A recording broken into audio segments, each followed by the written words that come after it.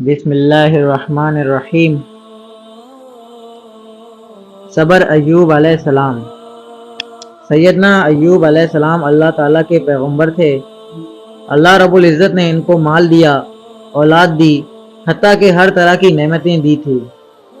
شیطان کہنے لگا کہ ان کی ساری عبادتیں اس لیے ہیں کہ ان کا دنیا کو مال و متاع ملا ہوا ہے، ذرا لے کے دیکھیں تو پھر پتہ چلے۔ اللہ رب العزت کے اذن سے ان کا جتنا مال تھا وہ سارا کا سارا کسی وجہ سے ضائع ہو گیا۔ کہنے لگا اولاد تو ہے، ایسی بیماری آئی کہ ان کی جتنی اولاد تھی وہ ساری کی ساری ان کے آنکھوں کے سامنے فوت ہو گئی۔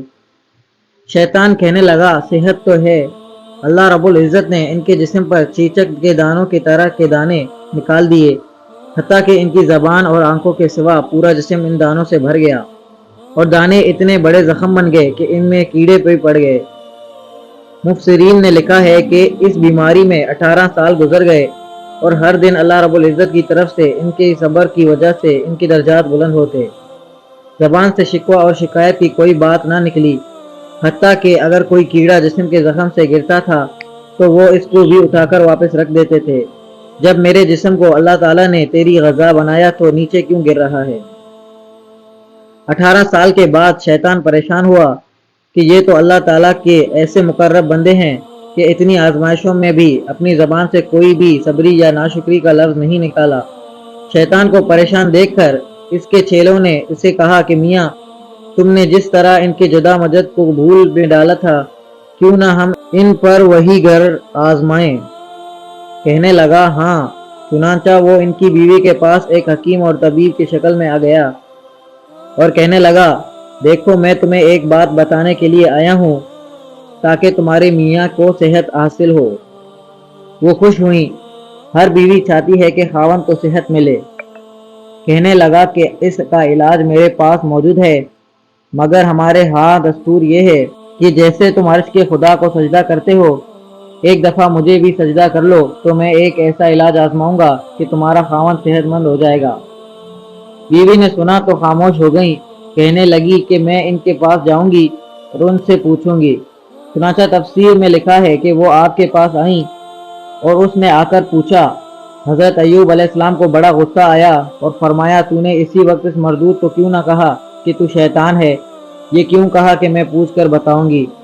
اگر اللہ نے مجھے صحت دی تو میں تجھے 100 کوڑے لگاؤں گا کہ تو نے ایمانی غیرت کا مظاہرہ کیوں نہ کیا، اور ایسے شیطان مردود کو اسی وقت منہ پر جواب کیوں نہ دے مارا۔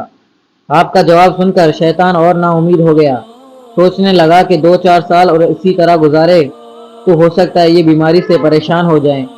ایک دن اس نے کیا سنا کہ حضرت ایوب علیہ السلام دعا مانگ رہے تھے کہ اے اللہ، میری زندگی کا جو وقت گزرا تو گزر گیا، جب یہ بیماری اور غم تیری ہی طرف سے ہے، تو اگر مجھے 100 سال کی زندگی بھی دے تو میں 100 سال بھی اسی حال میں آپ کو فراموش نہیں کروں گا۔ جب شیطان نے یہ سنا تو وہ کہنے لگا کہ واقعی یہ اللہ رب العزت کی وہ مقرب بندے ہیں کہ جن کے اوپر کوئی داؤ نہیں چل سکتا۔ اللہ رب العزت نے پھر اپنے اس پیارے نبی علیہ السلام کو صحت دی۔ بیماری کے حالت میں بیوی کو کہا کہ 100 کوڑے لگاؤں گا، لہذا اب بات بھی پوری کرنی تھی۔ اللہ رب العزت نے ان کی بیوی کے اوپر رحم کھایا اور حضرت ایوب علیہ السلام سے کہا کہ تم درخت کے چھوٹے چھوٹے پتلی پتلی ٹہنیاں مسواک کے برابر کھٹے کر لو اور 100 کو باندھ کر اس کے جسم پر ایک مرتبہ مارو گے تو 100 کوڑے سمجھے جائیں گے۔ یہاں سے ایک بات نکلی کہ جب پروردگار عالم کسی بندے کی غلطی اور کوتاہی کو معاف کرنا چاہتے ہیں تو رب کریم اس کا راستہ بتا دیا کرتے ہیں۔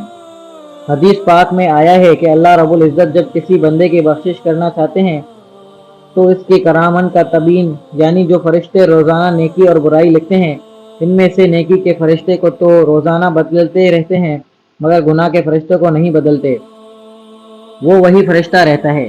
چنانچہ قیامت کے دن اس بندے کے نامہ اعمال میں گناہ تو لکھے ہوں گے اور ان گناہوں پہ گواہی دینے کے لیے ایک فرشتہ ہوگا، جبکہ اس کی نیکیوں کی گواہی دینے کے لیے جتنے اس کی زندگی کے دن تھے اتنے ہی فرشتے کھڑے ہوں گے۔ جب رب کریم فرمائیں گے میرے بندے کی نیکیوں پر جب اتنے گواہ ہیں تو میں اس کے گناہوں والے ایک گواہ کو کیسے قبول کر لوں؟ چنانچہ اللہ تعالیٰ فرمائیں گے کہ جاؤ، میں نے بندے کو معاف فرما دیا۔ بہرحال اللہ تعالیٰ نے ایوب علیہ السلام کو صحت عطا فرمائی، اولاد و مال و متاع سب کچھ عطا فرما کیا۔ اگر ویڈیو اچھی لگی ہو تو ویڈیو کو ایک لائک کر کے چینل کو سبسکرائب کر لیں اور بیل آئیکن ضرور سے دبائیں تاکہ ہماری نئی ویڈیو آپ تک ضرور پہنچے۔ اللہ حافظ۔